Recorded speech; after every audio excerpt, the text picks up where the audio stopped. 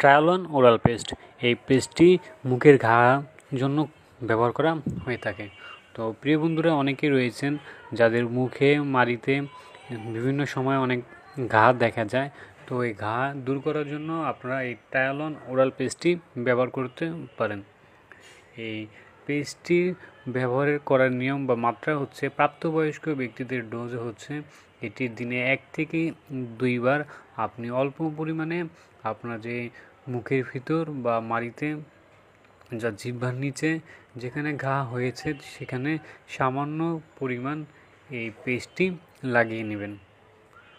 তো প্রিয় বন্ধুরা, অবশ্যই আপনারা যে কোনো রোগের ক্ষেত্রে অবশ্যই আগে চিকিৎসকের পরামর্শ নেবেন এবং চিকিৎসকের পরামর্শ নিয়ে ওষুধ সেবন করবেন। তো এই ট্রায়োলন ওরাল পেস্টটি আপনি বাসার নিকট যে কোনো ফার্মেসির দোকানেই পাবেন।